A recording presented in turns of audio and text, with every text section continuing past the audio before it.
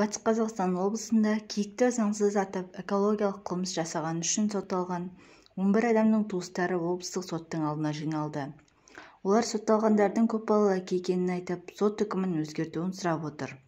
Сотталған 11 азамат Батыс Қазақстан облысы Жаңақала ауданы Сарыкөл және Маштексай ауылының тұрғындары.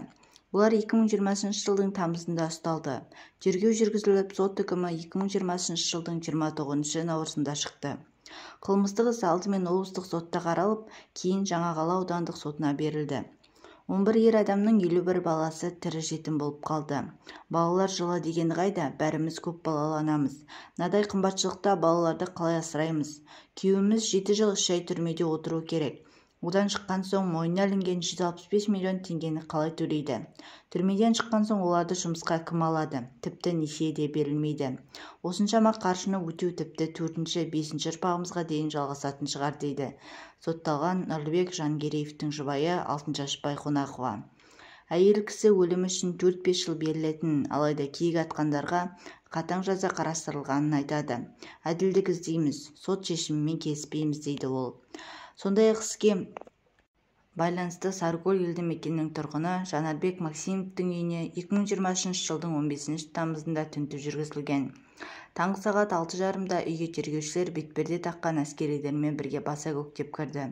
Ұйқыдағы отбасымыз ештеңені түсінбей қалдық. Себебін сұрағанымызда киік атуға байланысты жүрміз. Қылмысқа қатысыңыз бар жоғын тексереміз деді. Тінту кезінде ештеңе таппады. Үйдегі автокөлік пен мотоциклді тәркіледі. Күйеуімді тергеуге алып кетіп кейін босатты. Кейін шақырып жауап алмастан қолына кісен салған. Қамау мерзімі бірнеше күннен бірнеше айға созылды дейді Максимовтың әйелі Марал Қазиева.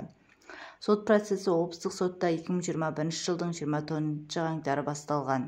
Іс 16 маусымда аудандық сотта қаралды. Іс ауданға ауыстырылған кезде де күйеуіме қарсы куәгерлер табылмады. Әр бейсенбі сайын сот отырысы болды. Қылмыстық іске 62 куәгер шақырылған, алайда менің жолдасыма қарсы куәгер болмады. Оралға алып кетті. 2022 жылдың 22 қаңтарында қайта Жаңақала ауданына келіп, 2 айға босатты. Үй қамақта болды. 29 наурызда 11 жігіт 7 жыл 3 айға сотталды.